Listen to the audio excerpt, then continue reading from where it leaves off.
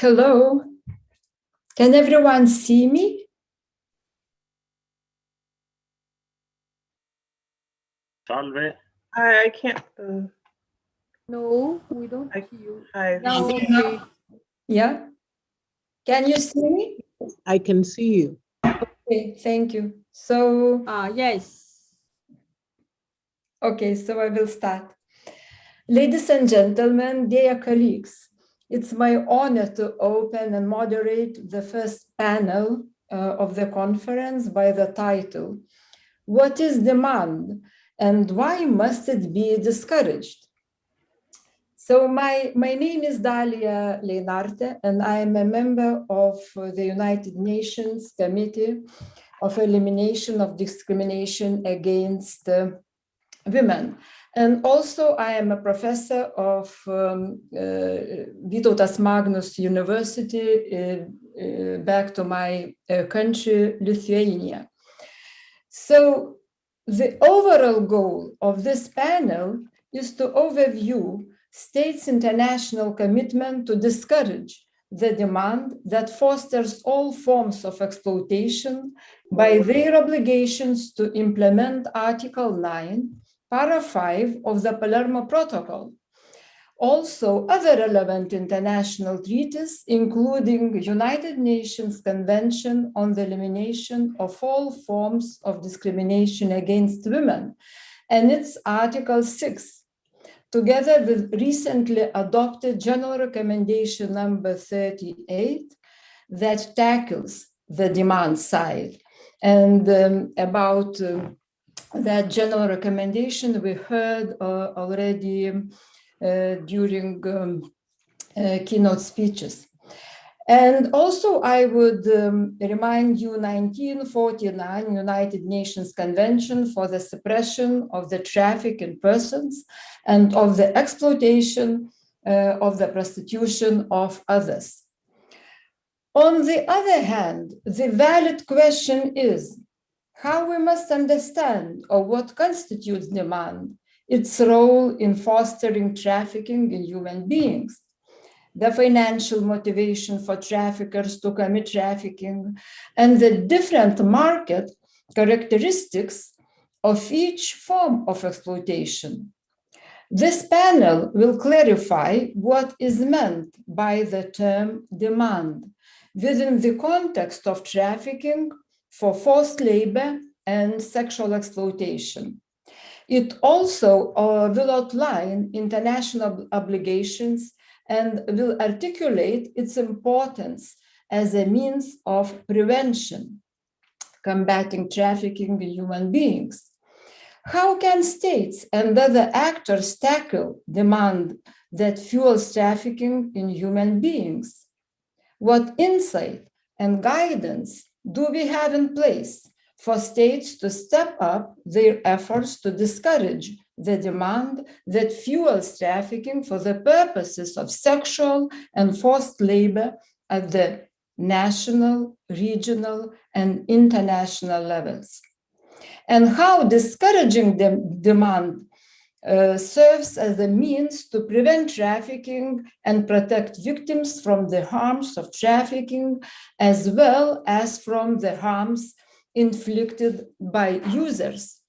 Today in our panel, we have 4 outstanding speakers to uncover these issues and some other questions. But now, please permit me to announce few technical announcements.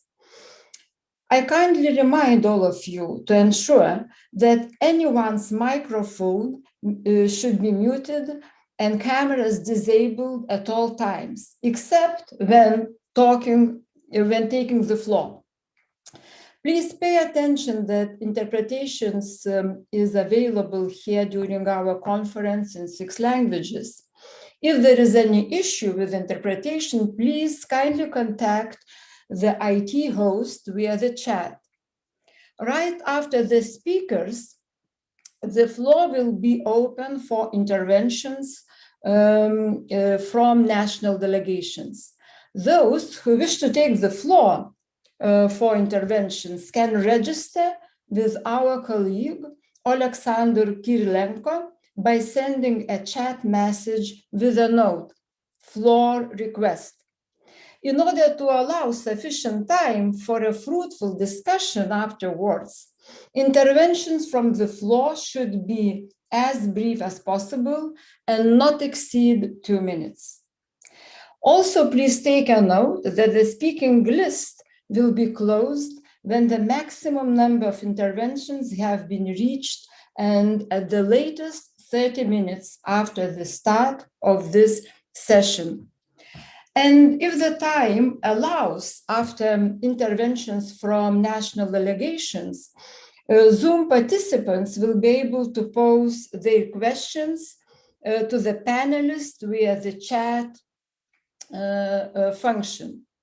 So right now, without any delay, I invite, and it's my pleasure to introduce you to our first speaker, Mr. Ivan Seinia. Mr. Seinia is an activist, a writer, and the founder of the No Cap Association. Ivan is a survivor of labor exploitation himself in the agricultural industry in southern Italy. He founded an NGO which provides the No Cap logo to agricultural companies that, among others, respect workers' rights and are transparent in their supply chains. He will make his presentation in Italian. Please, the floor is yours. Innanzitutto, buongiorno a tutti, grazie per l'invito e ringrazio l'OCSE per il lavoro che fa nel mondo, in Europa in particolare, e per l'attenzione che ha verso i problemi degli ultimi. Sono Ivan Sagnet, sono il presidente dell'associazione No Cap. Ho organizzato nel 2011 uno sciopero per tutelare i diritti dei lavoratori contro lo sfruttamento e la schiavitù in Italia, in particolare nel sud Italia. Io ero arrivato in Italia per motivi di lavoro e mi sono ritrovato, e per motivi di studi, sono laureato in ingegneria delle telecomunicazioni e mi sono ritrovato a essere sfruttato nelle campagne.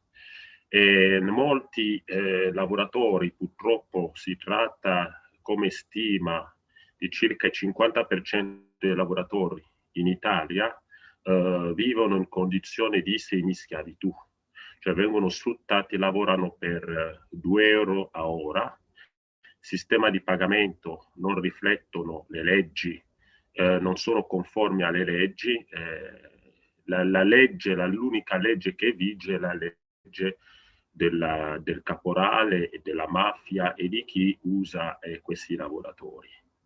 E quindi mi sono ritrovato in questa situazione per caso, ho dovuto difendermi da quello che considero una vessazione dei diritti e soprattutto della dignità delle persone. E da quel momento non sono più tornato a fare l'ingegnere, ho deciso di liberare dalla schiavitù, dallo sfruttamento altri lavoratori come me. Purtroppo si pensa spesso che questi fenomeni avvengono in altre parti del mondo, invece li troviamo anche nei paesi come l'Italia, come la Spagna, come la Turchia, come anche in qualche modo in Germania, anche se è un po' più nascosto. Quindi sono fenomeni che ritroviamo ovunque e come cittadino ho deciso di darmi da fare. Innanzitutto l'ho fatto tramite il sindacato, ho lavorato nella CGIL, il più grande sindacato italiano, dopodiché ho fondato questa associazione. Perché? Perché mi sono reso conto che lo sfruttamento, il caporalato sono funzionali a un sistema economico. Oggi se i caporali ci sono, se ci sono le aziende, gli agricoltori che usano i caporali oppure forme di lavoro sfruttato, è perché c'è un tornaconto soprattutto economico. Per cui ho capito che è il modello economico, il sistema economico che alimenta, questo sistema economico fatto in questo modo che alimenta la schiavitù.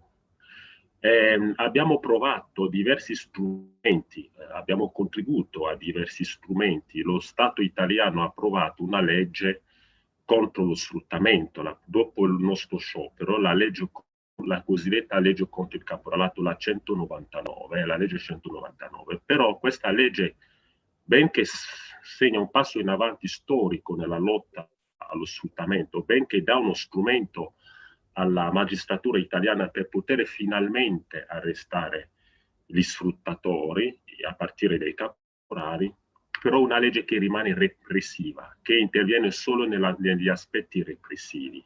Noi pensiamo che la repressione è un conto, bisogna lavorare molto sulla prevenzione, bisogna lavorare sulla prevenzione dei fenomeni di sfruttamento. E la prevenzione, secondo me, passa non solo attraverso le riforme che servono in Europa e in Italia, perché non è possibile che, per esempio in Europa, attraverso la PAC, la politica agricola comunitaria, che è la prima fonte di finanziamento in Europa, i soldi vanno a finire sempre nelle tasche dei soliti noti, cioè di chi sfrutta i lavoratori. Quindi, oltre a queste riforme, purtroppo la riforma della PAC con questa esigenza è passata a metà, e qui ritorneremo sempre a capo. Bisogna rivedere tutto l'impianto. Oggi, come dicevo prima, il caporalato, lo sfruttamento sono gli effetti, non le cause dello sfruttamento, le quali cause risiedono in questo modello che ha dato molto potere a alcuni attori della filiera produttiva, a partire da alcuni supermercati, a partire da alcuni multinazionali. Noi siamo di fronte a un abuso di potere da parte di chi possiede le leve del mercato, quindi i supermercati, perché, come dicevo, sono fenomeni economici e come tali bisogna colpire chi fa questo tipo di azioni sul portafoglio.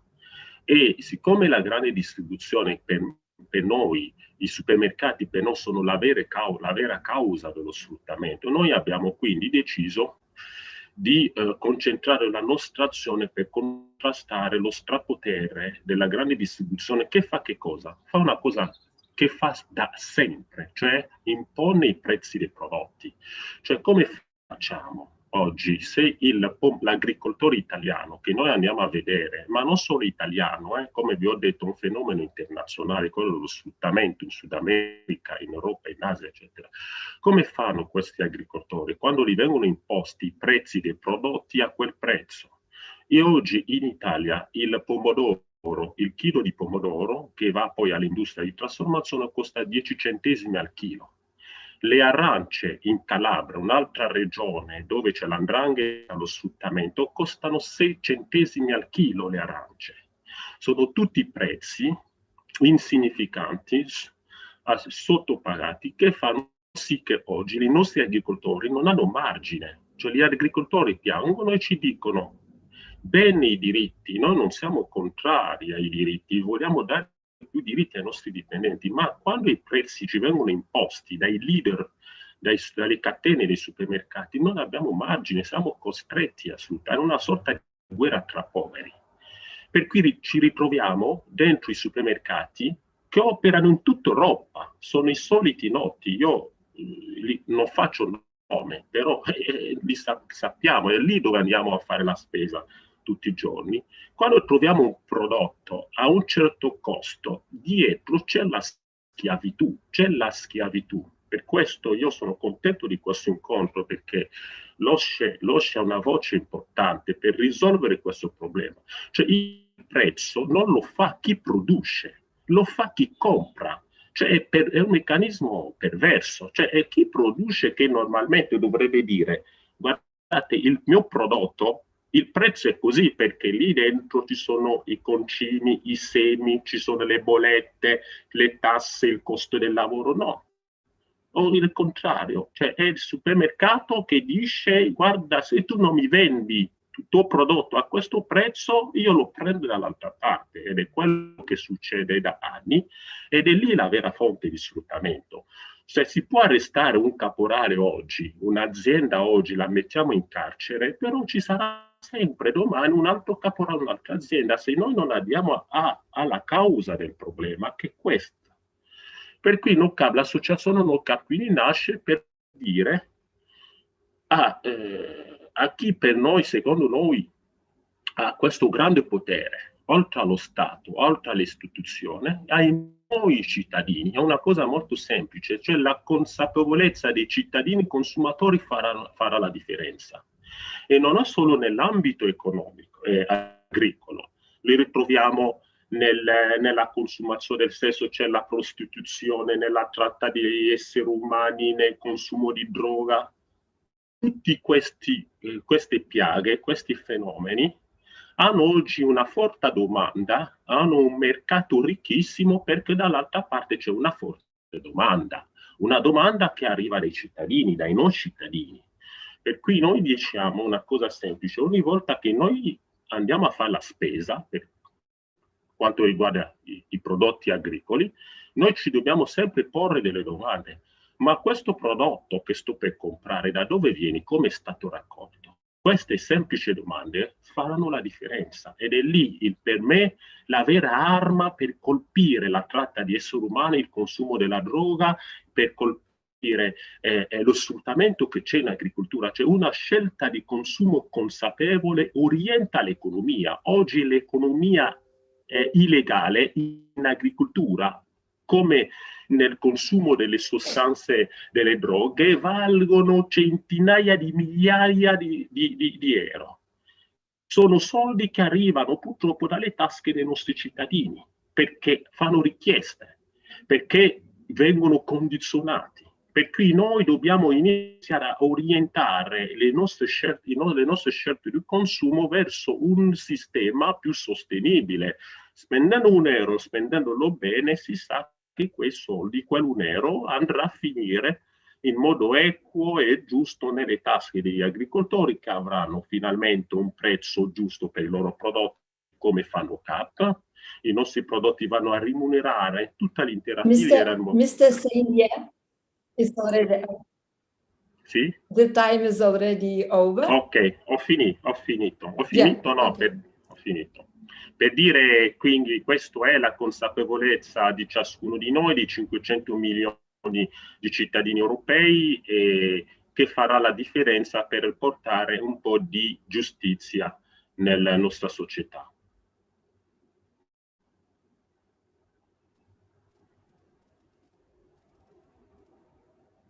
Thank you very much, Mr. Seigne, and I believe we will continue your thoughts during the discussion, and definitely they will be most probably kept continuing in the last presenters, Mr. Alexander Trottim's presentation. And I really am very grateful for your personal experience introduced here during our panel, and talking about exploitation of supply chains, and in overall about trafficking in human beings on the ground. So now I invite our second speaker, is Ms. Shovan Mulali.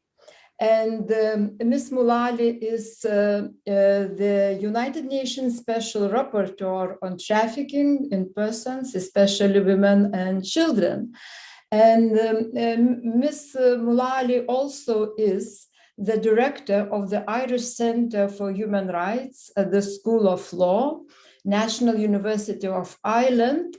And it's very much important, it's my pleasure to stress that from 2012 up to 2018, she was a member of the Council of Europe group of experts on action against trafficking in human beings, GRETA. And she was elected as a president, a very successful president of GRETA from 2016 up to 2018. So dear Ms. Mulali, the floor is yours. Thank you very much, Madam Lenarte, and thank you for the opportunity to address this event today on the important topic of combating demand as a tool to combat trafficking in persons. Thank you to my co-panelists. I'm pleased to see again that OSCE is highlighting the importance of the voices and the role of survivors of trafficking in persons in ensuring that they play the key role in determining what are effective responses to trafficking in persons. I've been asked to speak today very briefly on the topic of the international legal framework on combating demand and what role, what obligations are placed on states to combat demand in relation to trafficking in persons. As has been mentioned, we know that the Palermo Protocol imposes a strict obligation on states, Article 9, Paragraph 5, that states parties shall adopt or strengthen legislative or other measures to discourage the demand that fosters all forms of exploitation of persons, especially women and children, that leads to trafficking in persons. The OSCE itself, in its action plan on combating trafficking in human beings, creates a political commitment for states to discourage demand in line with legal obligations created by the Palermo Protocol. And I'm going to talk in a little bit more detail about the Council of Europe Convention on Action Against Trafficking in Human Beings, which imposes in Article 6 a strict legal obligation to combat demand. And most states focus on the importance of educational measures, social and cultural measures to combat demand, but also the Council of Europe monitoring body, GRETA, the group of experts on trafficking in persons, has been looking at what are states doing to combat demand for labour exploitation, looking at supply chains, looking at obligations of due diligence and the role of businesses and the private sector. And here combining with the UN guiding principles on business and human rights to try to combat demand that fuels trafficking. Article 19 of the Council of Europe Convention on Action Against Trafficking in Human Beings is critically important here. It requires states parties to consider criminalizing through legislation or other measures the use of services which are the object of exploitation as defined in the Council of Europe Convention Against Trafficking. And the appropriate mens rea element of the criminal law offence is that of knowledge. That the person providing the service concerned is a victim of trafficking. And the objects of exploitation, and this is sometimes overlooked, include sexual exploitation, forced labor or services, slavery or practices similar to slavery, servitude, or the removal of organs. And these forms of exploitation are listed as a minimum. So other forms of exploitation, such as forced criminality or forced marriage, may also be covered by the convention. And the motivating impulse behind Article 19 of the Council of Europe Convention was the desire to discourage demand, which drives or fuels the crime of trafficking in human beings. So it's closely linked to, it's intertwined with the obligations under Article 6 of the Council of Europe Convention and under Article 9.5 of the Palermo Protocol. And using the services of a victim of trafficking was considered to be akin to a form of aiding or abetting the crime of trafficking, but in a way that was not already covered by other legal provisions. The criminal law response required under Article 19 of the Council of Europe Convention goes beyond the UN Trafficking in Persons Protocol, the Palermo Protocol, and its inclusion reflects a concern to use the tools of the criminal law to expand its reach as both a deterrent and a punitive measure. The continuing limited impact, however, of Article 19 of this criminalisation provision remains a concern. We see a limited impact in domestic law and practice of states. Now, the Council of Europe Convention adopts a human rights-based approach and adds to the existing international law framework on human rights, but was also contributing to the progressive development of criminal law, and Article 19 plays a role in that. And its inclusion was justified as seeing as an effective tool to punish the buyer of services, in the same way that we see that domestic laws criminalize those who receive the products of a criminal offense. Sometimes states have argued, and in domestic law and practice, it's argued there may be difficulties of proof. But again, the point was made in the drafting of the Council of Europe Convention in discussions around Article 19 that these difficulties of proof are found in other areas of criminal law, in offences of indirect involvement, for example. These are not unfamiliar. We are familiar with these challenges in practicing criminal law at domestic level. The difficulties of securing evidence have also been noted. The requirement to prove knowledge has been highlighted as potentially a difficulty for prosecution authorities. But again, it's been pointed out that similar difficulties arise with other types of criminal law offences, where you have to establish and produce evidence of a non-material ingredient of a criminal offence. And in this context, the difficulties that might be encountered in investigating and in prosecuting such offences were not considered to be insurmountable or sufficient argument against criminalising the conduct of the buyer or user of services of trafficked persons. And we know that much of the discussion around criminalisation and demand in the context of human trafficking tends to focus on sexual exploitation, but clearly the intention behind Article 19 of the Council of Europe Convention was to also reach businesses and the private sector and labour exploitation. So to reach those and expand the reach of the criminal law to incorporate those using the services of a trafficked person made available by a trafficker, also in the context of labour exploitation and other forms of exploitation. So this expanded reach was intended to cover a situation where the business in question might not otherwise be liable, where the actions or means required in the elements of the crime may not be present otherwise. And it was intended to cover the situation where the services of a trafficker also were knowingly used to secure an organ, for example. The CEDAW committee, as Madame Lenarte pointed out, has recommended steps to address demand, including educational, social or cultural measures, including in particular those targeted towards potential users of trafficked goods or services. And CEDAW has also called for closer regulation of supply chains to remove goods and services produced by trafficked persons and to ensure more effective measures to exercise due diligence in supply chains. The use of the criminal law and criminal sanctions has also been recommended to target users of goods and services and to investigate, prosecute and convict all perpetrators involved in the trafficking of persons, including those on the demand side. Within the Council of Europe, we've repeatedly seen that the monitoring reports by the group of experts, Greta, combined with its thematic reports, have highlighted to date the limited impact and the limited implementation at domestic level of Article 19 of the Council of Europe Convention and this criminalisation provision. There are inconsistencies in domestic laws, inconsistencies in implementation, very limited prosecutorial activity, as well as limited knowledge of the scope or import of the offence.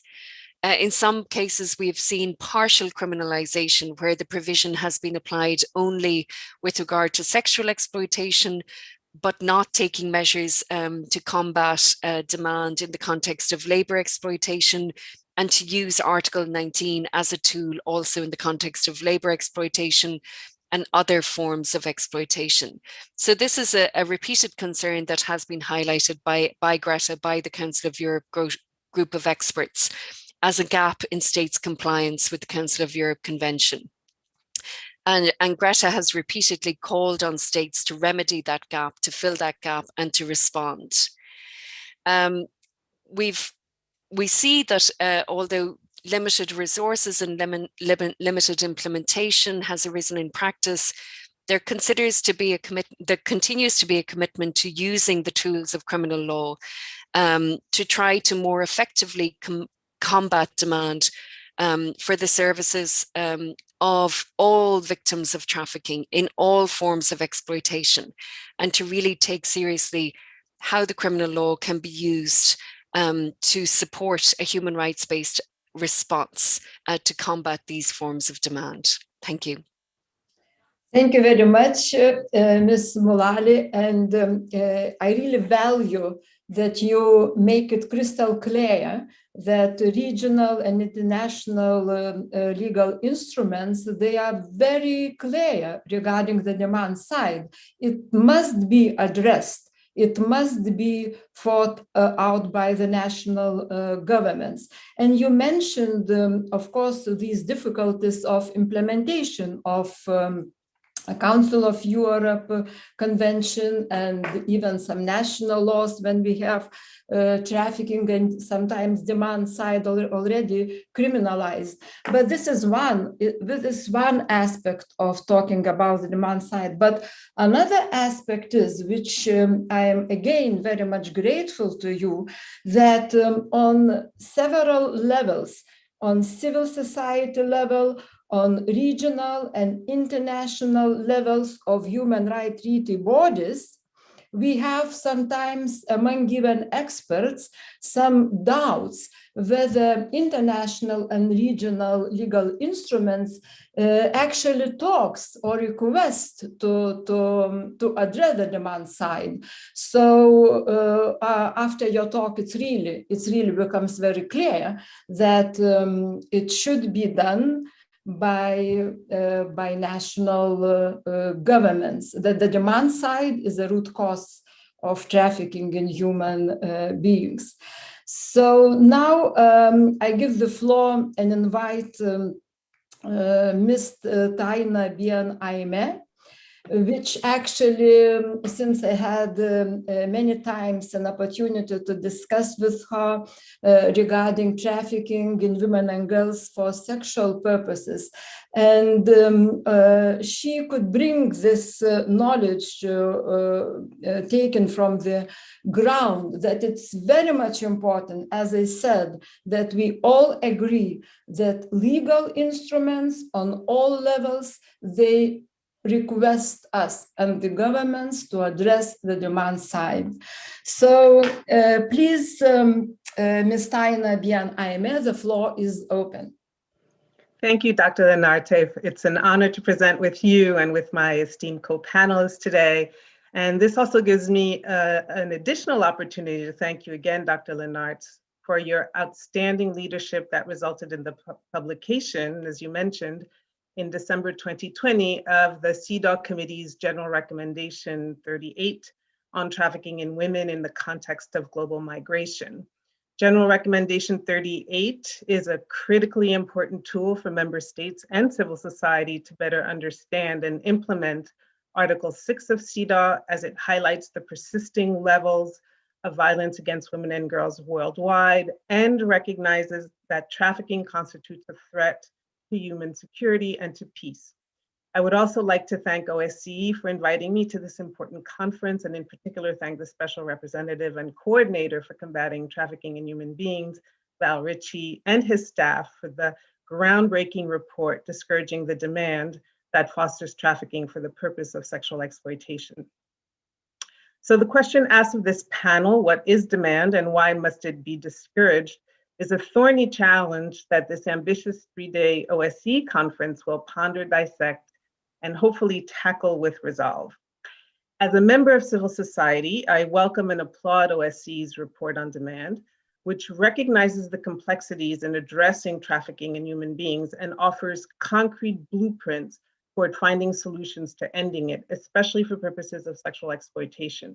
The report thoroughly outlines the legal and political obligations of OSCE participating states in addressing demand, first and foremost by virtue of their adherence to the Palermo Protocol, in particular its Article 9.5, to CEDAW, to regional treaties and instruments, as well as to respective national laws and regulations. The Aristotelian principle of the rule of law is one on which our societies are founded, namely that all people and organizations within a state or community are held accountable to the same set of laws and ideals of justice that should be enforced equally and consistently. The rule of law cannot, however, be divorced from other principles, as we know, such as human rights, social justice, economic freedom, democracy, and equality. Collectively, these principles have been challenging in the harmonization of efforts to protect the fundamental rights of women and girls in particular. Persuading states to recognize women and girls as full human beings deserving of equality in law and in practice is a struggle that has lasted millennia.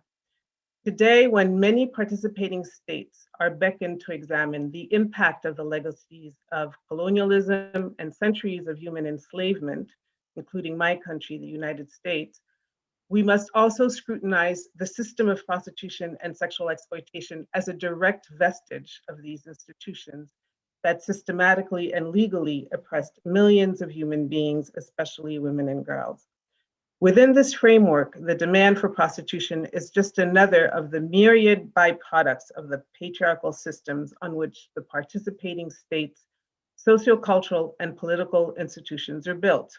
We must recognize the system of prostitution and the demand for it as a cause and consequence of sex-based and gender-based violence and discrimination.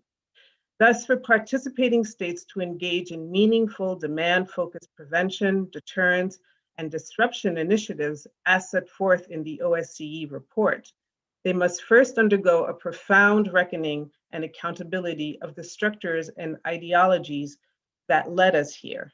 Speaking with a survivor leader of African descent, she and I pondered that many, if not all, OSCE participating states, in particular those with higher GDPs, are among the most aggressive global promoters of the sex trade, including before the United Nations, within its agencies, and in regional institutions.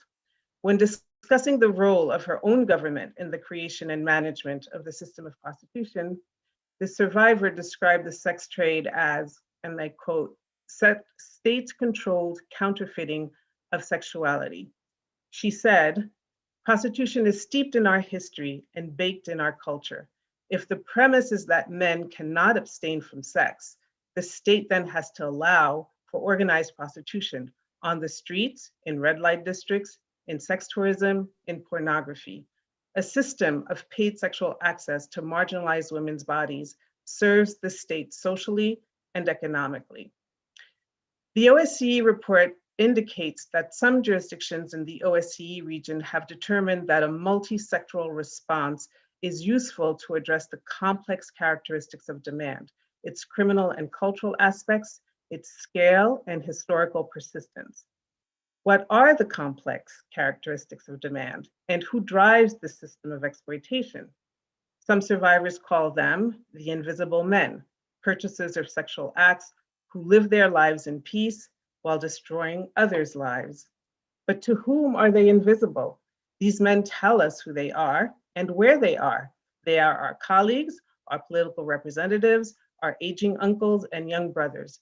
They appear on television, flaunting their privilege with arrogant comfort, knowing the law will not touch them.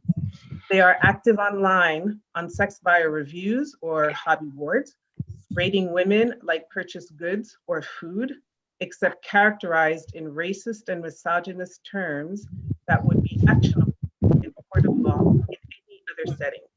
I've selected just a few quotes on the tamer side of sex buyers' complaints on the women in brothels, with a trigger warning nonetheless, an apology. We can't hear the speaker.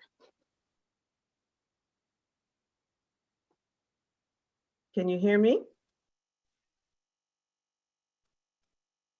Should I continue? Yes, we can hear you. We can hear. I can hear. Okay, apologies. As long as the interpreters can hear me. So again, I offer a trigger warning.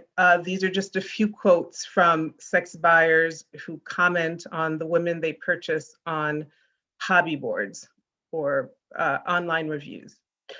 And I start the quote. Best for shagging are Thais, Chinese, and Japan girls, young, horny, and not arrogant. All from the Eastern Bloc, still an abundant pile of sluts. Assyrian or African, I'd never, expletive, without a rubber, because where they come from, they do not value hygiene and protection. Where do you get to, expletive, without a condom, without these Eastern Bloc women? I don't visit these African whores. They look way too dangerous to me and they potentially got HIV. 99% of the Romanian whores aren't really pretty. Seems like they get hired for their big expletive. And they go on for pages and pages. And I am happy to share the website with anyone who is interested in reading the volumes of sex buyers' expertise in dehumanization. And yet, as the OSCE report indicates, in almost all jurisdictions, the purchase of sex is typically designated as a low-level offense, erasing the severity of the harm they cause during every step of their crimes and beyond. Data is scant as to the extent of rape, sexual harassment, battery, traumatic brain injury, or other lifelong psychological and physical damage sex buyers generate on the human beings they purchase. No participating state knows how many sex trafficked and prostituted women die in street prostitution, in brothels, in hotels, or other commercial sex establishments, either by murder, suicide, or consequentially from prostitution itself. The OSCE report on demand cites no report of a United Nations agency or a National Research Institute of Health that would have collected comprehensive data on these harms caused by buyers, because to our knowledge, no such report exists. The OSCE report also makes it clear that the lives of human beings depend on participating states' commitments and efforts to discourage and ultimately end this demand. We must erase the collective indifference to the physical, sexual, and psychological violence sex buyers impart on the women and others they purchase. Such harms imposed on any other particular group would be found to violate the law, the principles of the Universal Declaration of Human Rights, and destabilize the pillars needed for a just and equal society. When recently asked about the fragility of our tenets, US President Barack Obama said, "The experiment of democracy is not self-executing. It doesn't happen automatically. It happens because each generation says that we hold these values as self-evident." So together with sex trade survivor leaders and continued collaboration with OSCE participating states, let us welcome the clarion offered by OSCE to uphold our values to protect human rights and to address the demand that fosters trafficking for the purpose of sexual exploitation with determination and political will until we witness an end to it. Thank you. Thank you very much, Ms. Bian Aime, for bringing these aspects of race, gender, and nationality, actually, when we are talking about trafficking in women and girls for sexual purposes. It's very much important. And I have to admit to all our listeners that being elected to CEDAW committee in 2013, I had an opportunity to meet many organizations of civil society who would arrive to Geneva to report on Article 6 of our CEDAW Convention. But I would say absolutely clear that in all those years, almost a decade, the voice of sex work organization was heard very, very clearly and was taken onto board by the CEDAW committee. But actually, organizations, civil society organizations with the abolitionist approach almost absent from the discourse of the CEDAW committee. So it's something that should be taken into consideration when maybe we will discuss today and tomorrow on CEDAW, General Recommendation 38. And now please allow me just to remind you that Ms. Bian Aime, she is the Executive Director of the Coalition Against Trafficking in Women, and she was, still is since 2014. And she has more than 20 years of expertise in human trafficking. From 2001 up to 2011, she served as Executive Director of Equality Now, and she led and participated in national and international coalitions that successfully advocated for strong anti-trafficking legislation, from international conversations to the US Federal Trafficking Victims Protection Act.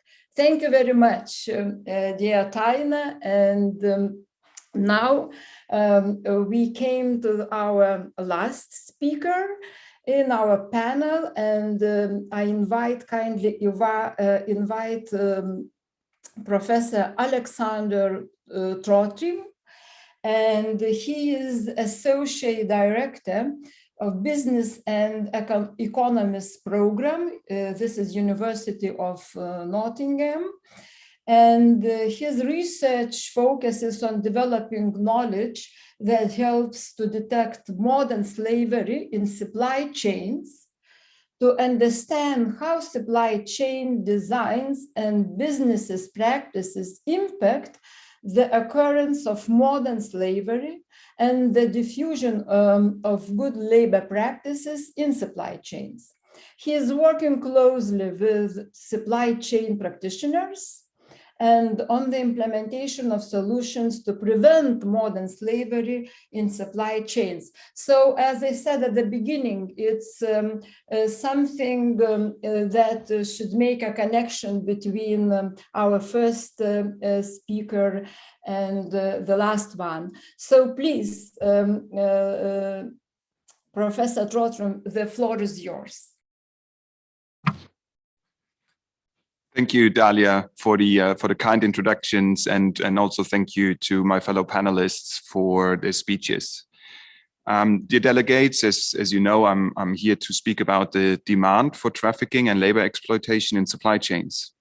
And when we speak about demand for trafficking and labor exploitation, businesses often think that this is a problem that they have little connection with. The vast majority of businesses is not going to the labor market asking to purchase workers who are trafficked and exploited, nor are they necessarily actively searching for products and services made by trafficked labor.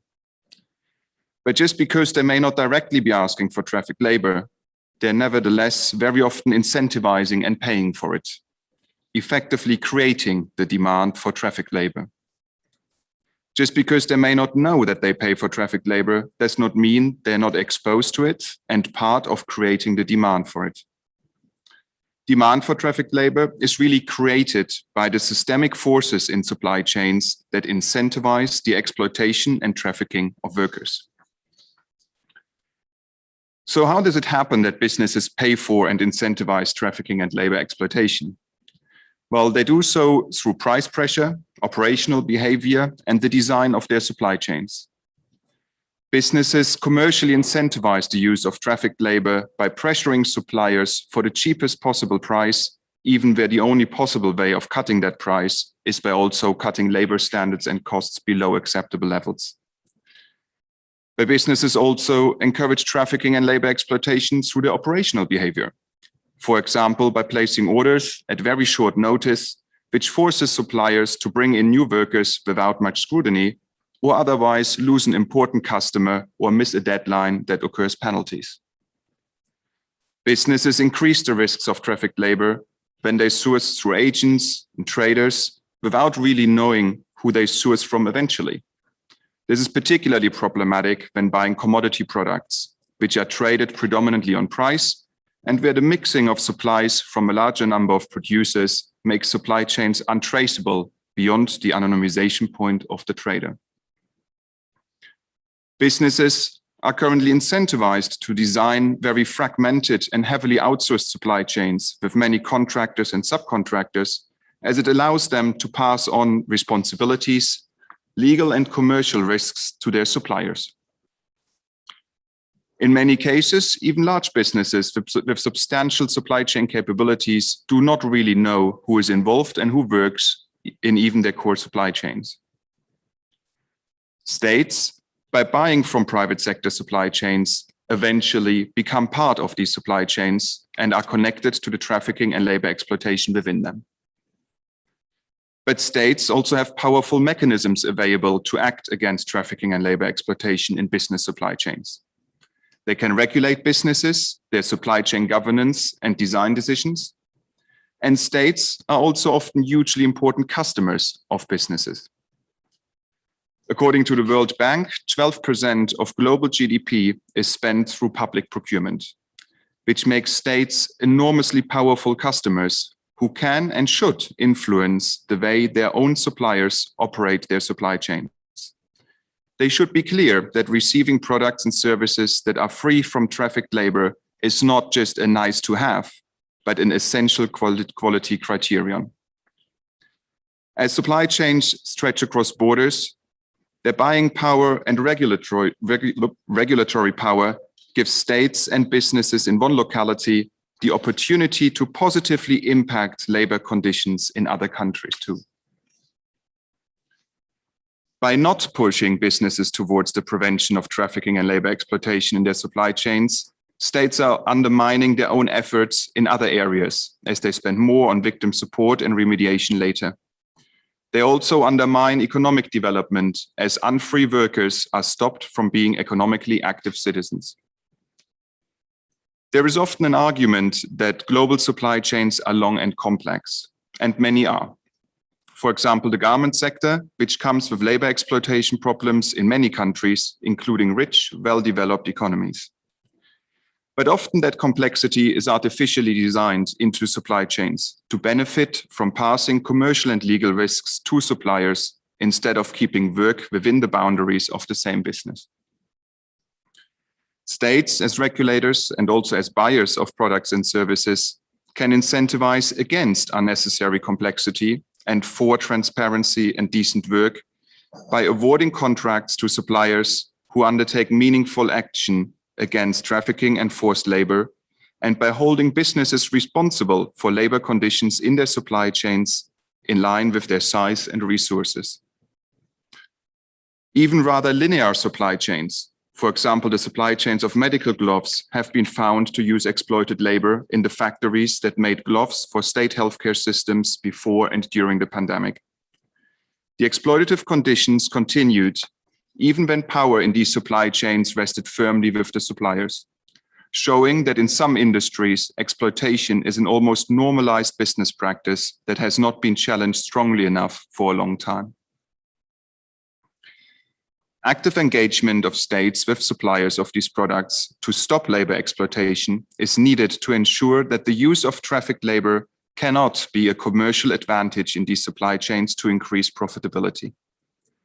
Acting against trafficking and labor exploitation in supply chains makes economic sense. Knowing more about your supply chains and who is part of them makes supply chains more resilient against external shocks and prepares them for dealing with other sustainability challenges too. Businesses need to be actively encouraged to learn more about their own supply chains instead of turning a blind eye on them. Action against trafficking and forced labor protects the companies who provide good labor standards and who need a level playing field. How can good businesses possibly compete on price against those who use trafficked labor at effectively no cost and who shift all commercial and legal risks onto weaker suppliers and subcontractors? Action from states, both as regulators and buyers, against the demand for trafficked labor is crucially needed to support businesses against this unfair and harmful competition. Thank you.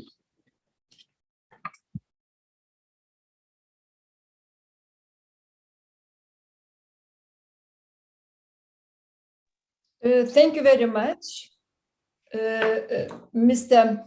Trotrim. And I will leave any question that could be posed to you your presentation after we will receive some interaction with the national delegations. So, because their opinion, it's really very much important how they deal and how they are addressing the demand side and how they understand the demand side from their perspective. So the first interaction and the floor is open to the delegation of European Union, followed by the delegation of United States. So the floor is open, please. Thank you, Madam Moderator. With your permission, I will give the floor to the EU delegation. Thank you very much. Since it's the first time that I take the floor today, please let me first say that the European Union and its member states are pleased to participate in this 21st high-level Alliance Against Trafficking in Person conference. We would like to thank the OSCE Special Representative and Coordinator for combating trafficking in human beings, for successfully organizing this conference in a blended format despite the current circumstances. We thank the opening and the keynote speakers, as well as the speakers of the first panel for their extremely interesting contribution. For highlighting the importance of the topic of this conference and for sharing elements that can advance our understanding of what constitutes demand and its role in fostering trafficking in human beings. The EU Anti-Trafficking Directive provides that member states shall take appropriate measures, such as education and training, to discourage and reduce the demand that fosters all forms of exploitation related to trafficking in human beings. Moreover, as outlined by Commissioner Johansson, the Commission's new strategy on combating trafficking in human beings focuses, among other things, on reducing demand that fosters trafficking. We thus look forward to exchange in the upcoming 3 days views and experience on the most appropriate measures to do so and to explore new solutions. Anticipating a bit of the rest of the debates, I would have a question for Mr. Troutwins, whether he could share any more good practice or lessons learned in the field of preventing labor exploitation in businesses. He mentioned a more linear and transparent supply chains, but is there something else that you could maybe point out as a lesson learned? And I also would like to add a question for Mr. Stania, the president of NOCA. And in the particular context that you introduced, how do you think that farms can play a bigger role in bringing a positive change to this issue? I thank you very much.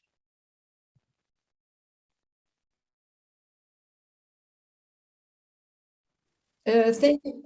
Yeah, thank you very much. So now, most probably, we are coming back to European Union delegation, please.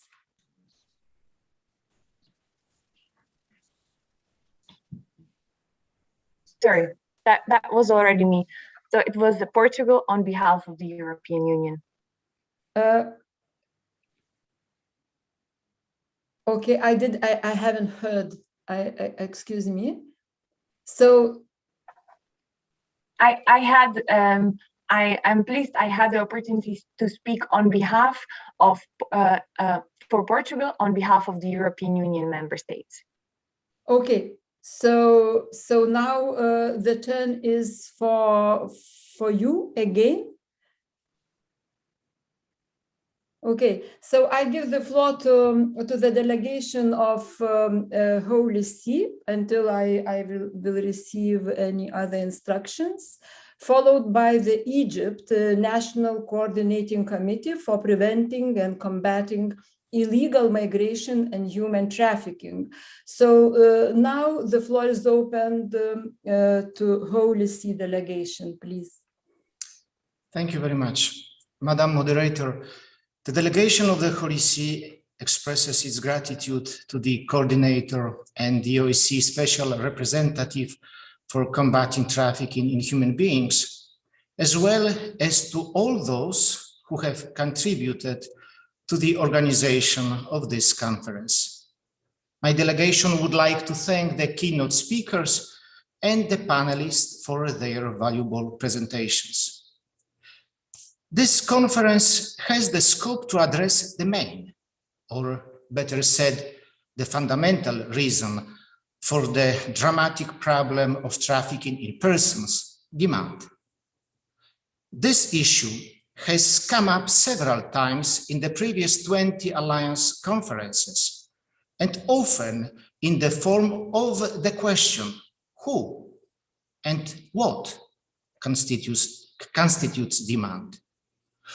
To understand better this dynamic, we should remember two key factors, both tragic, which underlie the lives of trafficking victims and determine the context in which they live.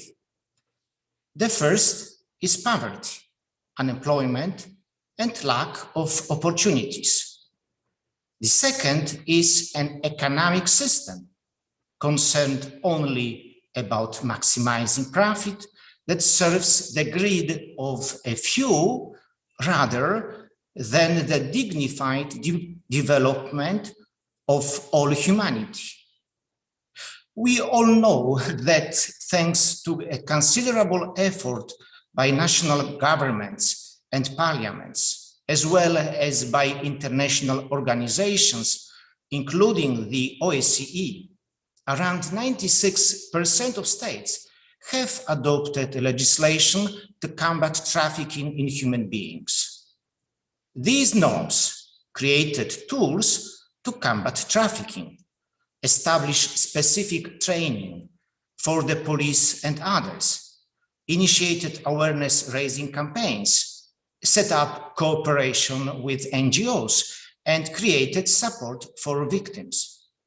Despite this, we sadly note, even more during the current pandemic, that trafficking continues to increase, to fuel profit and to enslave people. Probably, as emerged during last year's Alliance conference, these norms are either being poorly enforced or not reflecting sufficiently the reality of the phenomenon. They are not effective enough. However, there are further elements that highlight the remoteness of these regulations from the reality. As Pope Francis also recently pointed out, and I quote, "Human trafficking finds fertile ground in the approach of neoliberal capitalism, in the deregulation of markets aimed at maximizing profit without ethical limits, without social limits, without environmental limits. If this logic is followed, there is only the calculation of advantages and disadvantages. Choices are not made on the basis of ethical criteria, but by pandering to dominant interests, often cleverly obscured by a humanitarian or ecological veneer. Choices are not made by looking at people. People are numbers to be exploited." End of quote. Therefore, an economy without human trafficking is an economy with market rules that promote justice and not exclusive special interests. Thank you, Madam Moderator.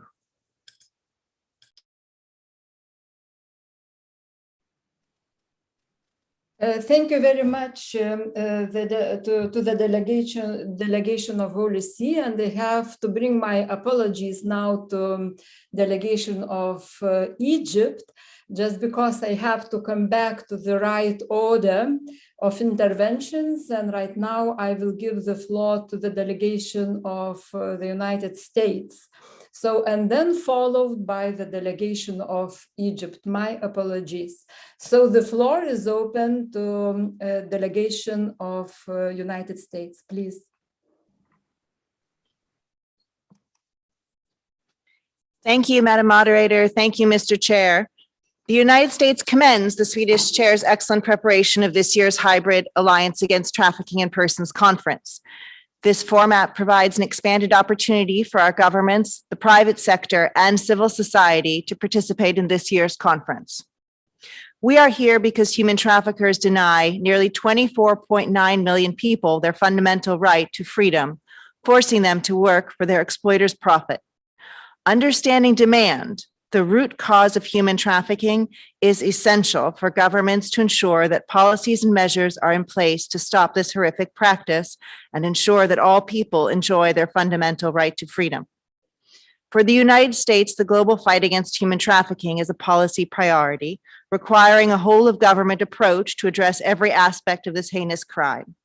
Our work is guided by the 3 Ps of the Palermo Protocol: prosecution of traffickers, protection of trafficking victims, and prevention of trafficking in persons.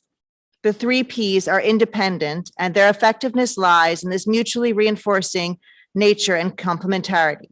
We know that addressing human trafficking and addressing the demand for trafficking rely on the 3 Ps and strong collaboration between governments, civil society, and the private sector. The U.S. government continues to strengthen its capacity to combat all forms of human trafficking, including forced labor and sex trafficking. These practices are antithetical to U.S. values of respect for human rights and dignity. We continue to refine a wide range of administrative, civil, diplomatic, and criminal enforcement tools to prevent traffickers' attempts to gain economic advantage through the criminal use of forced labor and sex trafficking, and continue to seek more ways to effectively fight this scourge. Our efforts must include the voices of survivors. Survivor engagement is a key aspect of establishing effective victim-centered and trauma-informed anti-trafficking policies and strategies that address the 3 Ps. In the United States, the Advisory Council on Human Trafficking provides such a platform, affording trafficking survivors the opportunity to influence federal anti-trafficking policies to the President's Interagency Task Force to monitor and combat trafficking in persons. We greatly appreciate the input of survivors in this year's Alliance Conference, and again applaud the creation and the work of the International Survivors of Trafficking Advisory Council. We look forward to listening and engaging with our partners here at the OSCE in civil society and in the private sector to best understand how to discourage the demand that fosters exploitation and leads to trafficking. This is long overdue discussion, and I would like to specifically commend Special Representative and Coordinator for Combating Trafficking in Human Beings, Val Ritchie, for his efforts to ensure the OSCE remains a leader in this field. Thank you, Mr. Chair and Madam Moderator. Thank you very much, the representative of US delegation. And now the floor is open to the delegation of Egypt. This is National Coordinating Committee for Preventing and Combating Illegal Migration and Human Trafficking. And then this presentation will be followed by Dr. Heidi Fry, the head of the Canadian delegation to the OSCE Parliamentary Assembly. So please, the delegation of Egypt, the floor is open for you. Thank you very much, Madam Chair. Good afternoon, ladies and gentlemen. Thank you for this great opportunity. On behalf of Ambassador Gobr, I'm sharing with you Egypt's experience in the area of combating the demand of trafficking in persons. Given that raising the public awareness about the phenomenon's nature and forms is a cornerstone in confronting the demand and tackling the crime root causes. Since May 2019, Egypt launched 2 waves of the National Counter-Trafficking Awareness Raising Campaign. For instance, 6 animation video and a TV ad countering each form of exploitation were widely disseminating on social media platforms and television channels. The campaign has a main goal of explaining the exploitation concept and the reasons of criminalizing this heinous crime, as well as urging the people to report the crime through the 3 new dedicated helplines. This concept is paving the way to confront the crime's demand in a clever way and by using the modern social media platforms. Indeed, our first counter-trafficking campaign was selected by IOM headquarters in Geneva as one of the examples of good practice in counter-trafficking awareness-raising action among more than 100 countries. We believe that confronting the demand and empowering the victims and providing them with the needed assistance services is a vital need, especially in the current pandemic. Thank you very much for your attention. Thank you, Madam Chair. Thank you very much to the representative of National Coordinating Committee for Preventing and Combating Illegal Migration and Human Trafficking in Egypt. And now the floor is open to Dr. Hedy Fry, followed by the next speaker, which will be European Women's Lobby. So, Dr. Fry, please, the floor is open for you.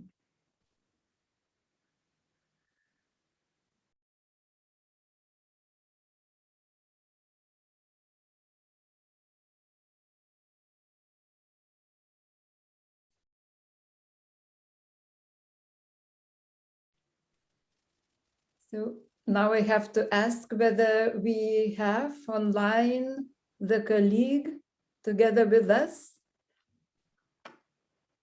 So maybe for the sake of time, we will go directly to the next speaker, which is European Women's Lobby, and then we will come back to Dr. Fry. So please, the floor is open. Thank you very much. This is Katrina Graham here from the European Women's Lobby. We really appreciate the opportunity to address the floor today and very much welcome this event. For the European Women's Lobby, an approach to tackling demand is absolutely crucial when you recognize the highly gendered and unequal power dynamics that are at the core of trafficking, particularly trafficking for sexual exploitation. It is really apparent that, as a previous speaker said, we focus on the male-dominated demand and the fact that women are objectified and sexualized within the context of trafficking for sexual exploitation. As Commissioner Johansson mentioned during the opening remarks, it is absolutely crucial to follow the money. We know that there is a business model when it comes to trafficking for sexual exploitation, and it is only if we really focus on the demand for sexual exploitation, thus the driver for profit for traffickers, pimps, all of those who profit from sexual exploitation, that we can really truly disrupt this business model and make sure that we can bring an end to the system of sexual exploitation, including through trafficking. We need to recognize, however, that in order to truly tackle the full system of trafficking for sexual exploitation, we need to tackle sexual exploitation much more broadly as the full system of prostitution, including pornography. This is recognized, as has been mentioned by Siobhan Mullally, through various international treaties and legislative frameworks. And it's really important that this be brought into concrete legislative action at regional and national levels. Therefore, for the European Women's Lobby, it's crucial that legislative action be introduced to tackle demand in an enforceable manner. We really welcome commitments from Commissioner Johansson to criminalise the use of victims of trafficking at the EU level. However, we call on the Commission and the European institutions to go even further to tackle demand for sexual exploitation more broadly through the introduction of legislative action on sexual exploitation at the EU level, potentially through a directive on violence against women and girls. We see this as a huge potential to harmonise national legislation, make sure that all women and girls across the EU are able to receive supports on an equal footing. And we would see this as a key means of making sure we can tackle sexual exploitation in all its forms. I would be very interested to hear from the speakers on the panel about best practice examples for legislative models and for implementation of these models, including resourcing for support services and prevention mechanisms as we look to having this directive on sexual exploitation be introduced at the EU level. Thank you very much.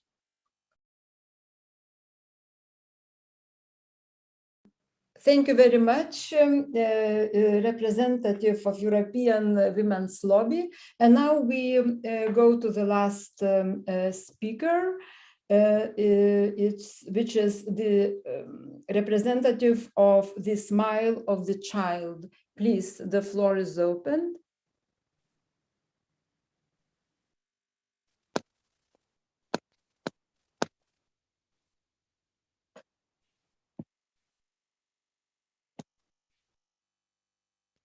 Hello.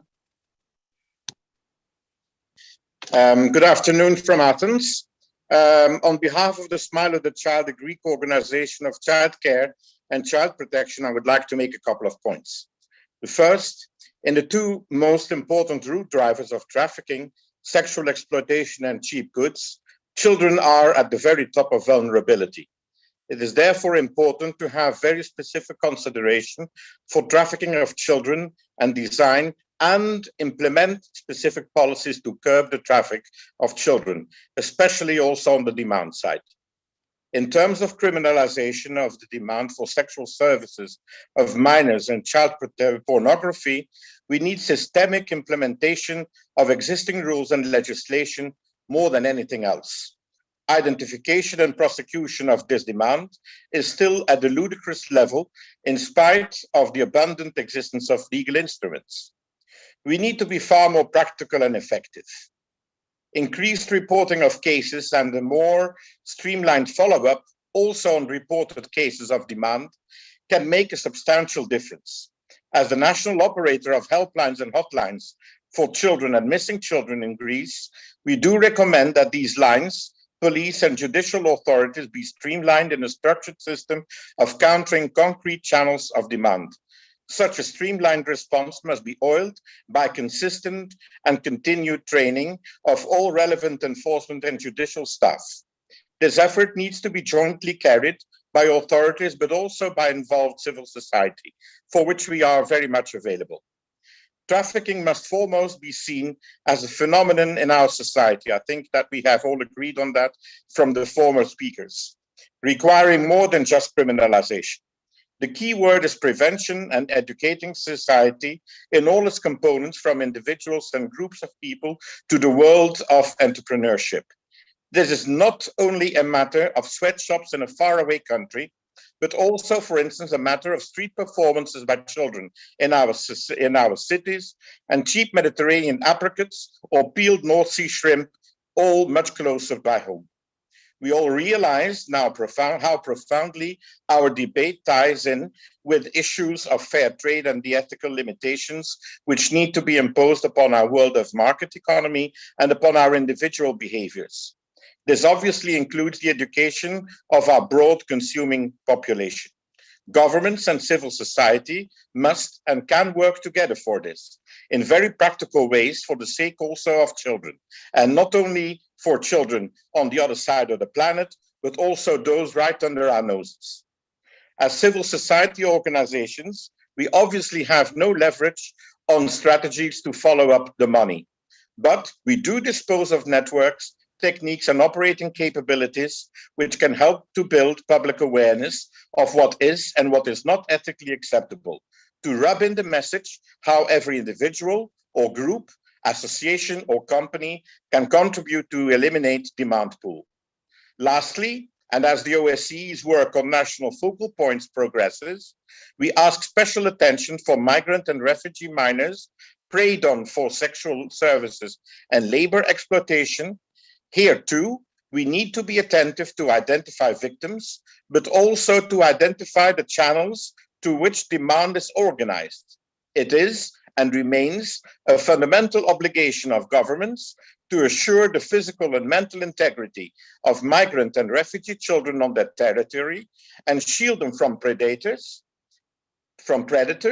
by going actively after those predators. Within these premises, civil society, including the Smile of the Child of Greece, will continue to reach out with a helping hand.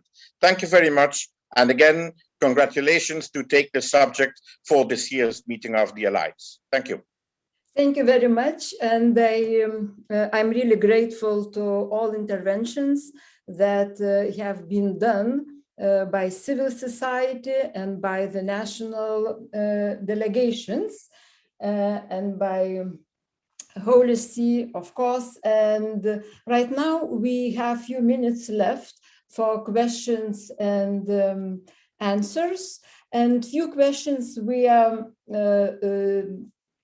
devoted to Mr. Senier, but he had to leave because of emergency.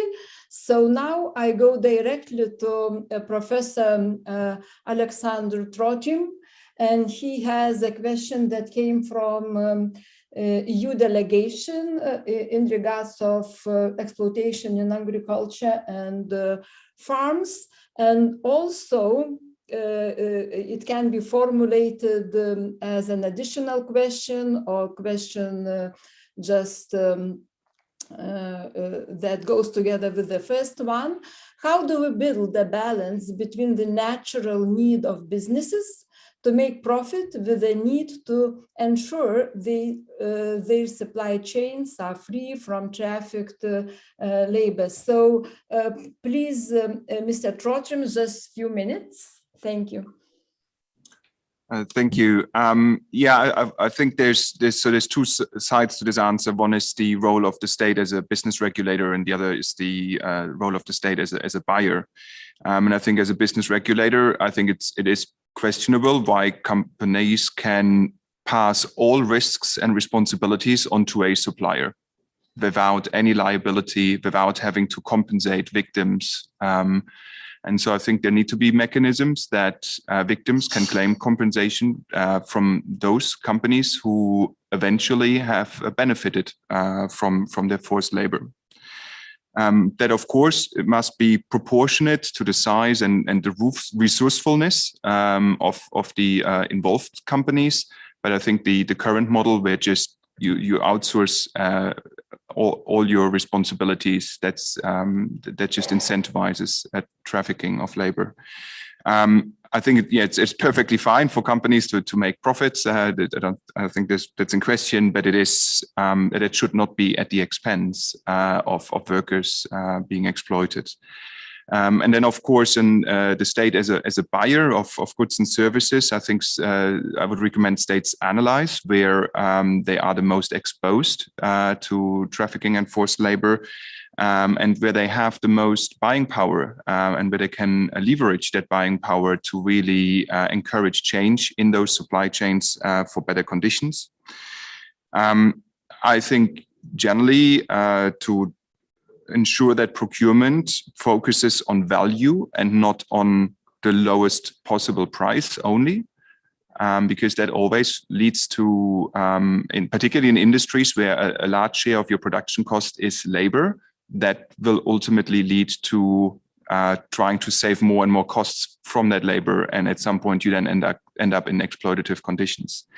And I know the EU is already taking action on this, but there's, I think, a review of public procurement guidelines to really make sure that incentives within the evaluation criteria can be included to reward good labor practices in supply chains. Thank you. Thank you very much. And now I have a question to be posed to Ms. Molali. And the question sounds like this. What effects either positive or negative, has the criminalization of demand had over victims of trafficking in those countries where it has been implemented? Does it lead to a greater clandestinity, making it more difficult to trace and save those victims? So Ms. Mulali, please.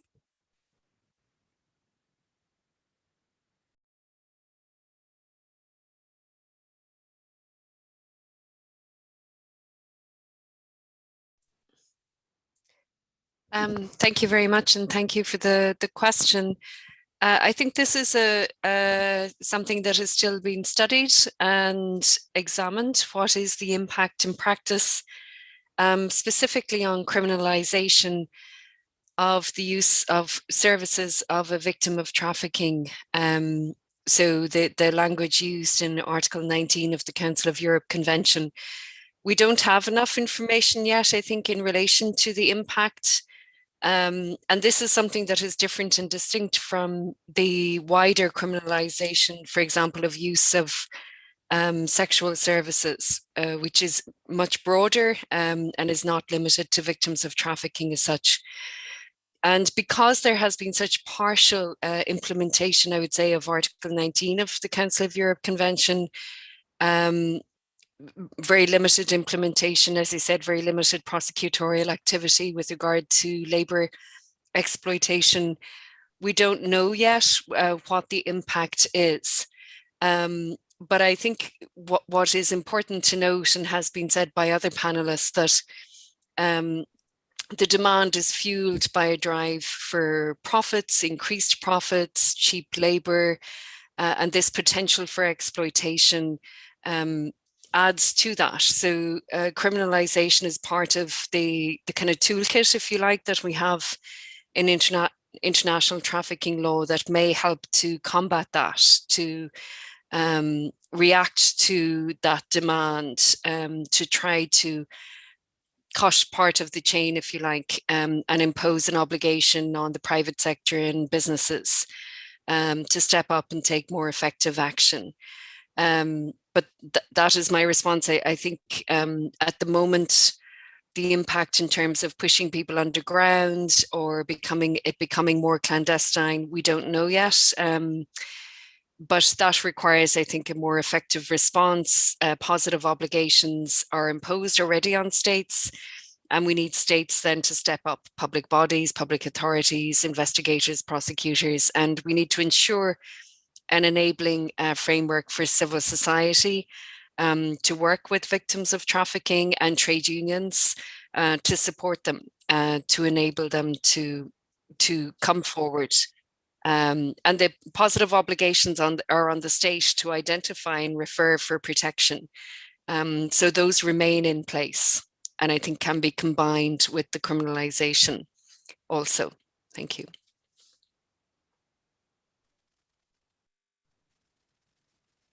Thank you very much to all four speakers and to all participants of this panel.